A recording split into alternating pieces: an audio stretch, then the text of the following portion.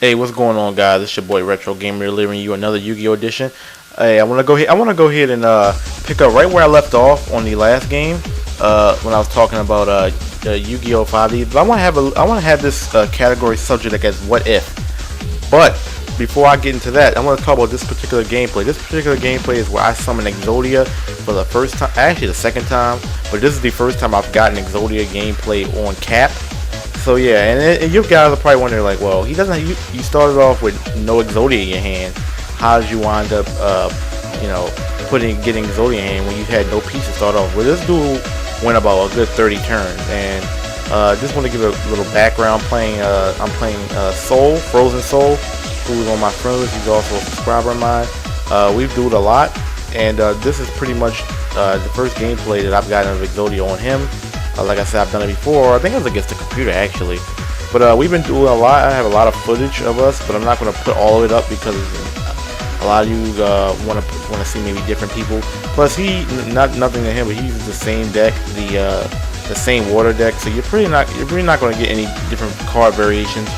At least in my duels, I try to switch it up the decks because I had about 10 to 15, well, 15 decks. I had about 10 decks. I think that's the most you can have. And each one is pretty different, so I try to use, and this is one I just made with Exodia. And so yeah, and as you can see, I still have joined Exodia in my hand, so I'm gonna go ahead and let this gameplay ride out and talk about Yu-Gi-Oh! The series. Now there are a lot of scenarios or matchups or dream matchups that you wish had happened and probably and never happened in the show. For example, Marik Ishtar versus Kaiba. Now both of them during the Battle Sea days, both of them had Egyptian God cards. Remember, Marik had possessed all three of them. They lost it, and then he possessed the Winged Dragon of Raw, and then he also had Slifer, which he gave to one of the Rare Hunters, but Yugi defeated him. But if Kaiba versus Marik, now remember, Yugi defeated Kaiba. So there was no way Kaiba could have played Marik unless Kaiba had won. But let's just take it back for a little bit. If Yugi had lost that match, and Kaiba went on, and Marik went on to beat Joey like he did, and it is set up as Marik Ishtar versus Seto Kaiba for the championship, who would have won that match? Because look at what they're fighting for. The main reason why Yugi wins all of his matches all the time is because one, he has something to fight for other than his own personal greed. And he's not an egotistical person like Seto Kaiba was. And they weren't going to let Marik win a championship, obviously, because he's an antagonist and he's evil. They're not going to let an evil character, win the title. So let's flip the script a little bit. Let's talk about these two. Now we have one fighting for his own pride and glory of being the best duelist in the world, and you have Marik Ishtar, who's fighting to gain the Pharaoh's power. Now, if we break it down, they both had an Egyptian God card. Kaiba, as far as more force, has more attack force with the 3 blue eyes, and his other dragons that he had in his deck, Spear Dragon, and all of them, and Voice Raider, all of them 1900 monsters where he could summon. So he had a pretty good arsenal, and he had Soul Exchange whenever he needed trouble. He can just sacrifice with his Egyptian God card, And you have Marik, who really doesn't have a whole lot of attack force other than the Winged Dragon of Raw. The Winged Dragon of Raw is probably his best monster as far as overall force. But Marik wins his duels by strategy with magic and trap cards, and uses his effect monsters to his advantage. Nudoria, Lord Poison, and he uses those. And he has some good variations of magic and trap cards. Delinquent Duo to allow him to not only eliminate cards from the opposing person's hand, but add cards to his hand. He has Nightmare Will to stop your opponents. So if we match them up together in a match, who would actually come out victorious? Now, surprisingly, a lot of people may not agree with me, because a lot of people always thought that Marik was a cut above Kaiba because he made it to the finals. But you have to realize Marik had a little bit easier route, having to go through Mai and Joey. Now, don't get me wrong, Maya and Joey are both good. They have been portrayed as good, not only through just Battle City, But going back to Duelist Kingdom, Joey was getting better during Duelist Kingdom. Maya was already pretty good. She got better during Duelist Kingdom. And I think she was actually one of the few people who had her. She had her locator card before anyone else. So she pretty much was wrapped at the beginning. So now let's go ahead and talk about.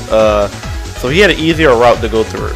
Now, considering Kaiba had to go through Ishizu and Yugi, now if you look at the circumstances, Kaiba had to go through someone who had the ability to see the future, so she could already predict his moves, yet he still beat her. And then he had to go through Yugimoto, which is the protagonist, which, I mean, you all can already kind of figure out that he wasn't gonna win that duel. They hyped it up so good and made it a really good match, to the point where like Kaiba was really, and to be truly honest, Kaiba and Yugi were really that even. It wasn't like it was a mismatch. Kaiba and Yugi were dead on. Like, if it wasn't for the fusion wave motion, or the fusion wave can, or whatever that card is, where the spellcaster monster can attack all monsters at once, Kaiba would have won that match, because it wasn't even a battle about the Egyptian guard cards. It was about more of, you know, well, after that, because remember, once both Egyptian guard cards exit the field, it was pretty much them dueling like Battle City. I mean, not Battle City, Duelist Kingdom, where it was Blue Eyes versus Dark Magician, and then you had some other new cards they added during Battle City. But it was pretty much, it wasn't even about other Egyptian guard cards. That was just hyped up. It had different storylines within that duel, and you know, Kaiba and Yugi beat them.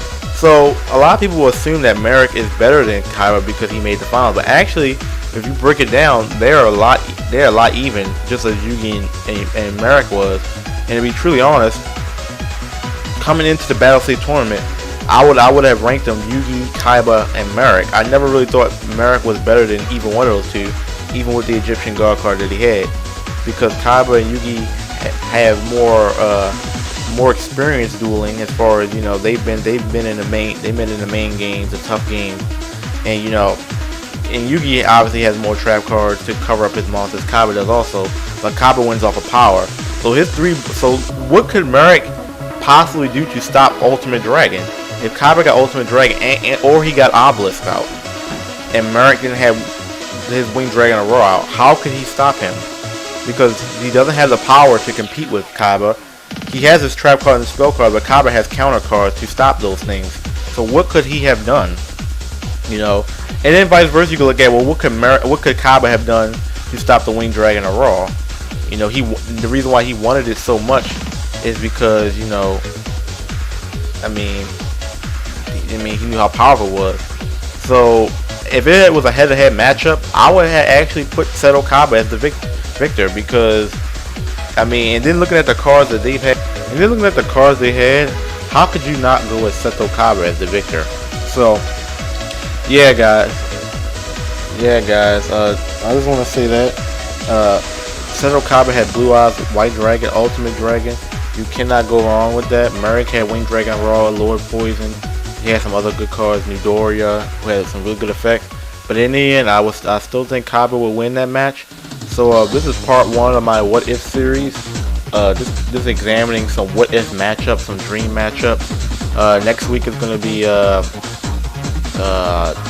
Joey and Pegasus, and I'm gonna break it down from a different perspective, because a lot of people would say, well, Joey from Duelist Kingdom will have no shot against Pegasus in Duelist Kingdom. Let's look at the Battle City Joey versus the Pegasus, and see if we can make a comparison there, and then maybe it's more of an argument.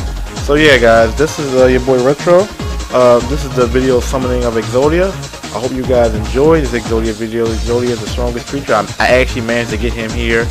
As you can see, I actually managed to get Exodia. You guys comment, rate, subscribe. If you want to see part 2 of this series of Joey and Pegasus, let me know. Dragon Ball Z Greatest Hits Part 2 is coming up. That'll be the next video that I'm going to be putting up. So stay tuned, guys. Your boy Retro just got Skype. I'm out.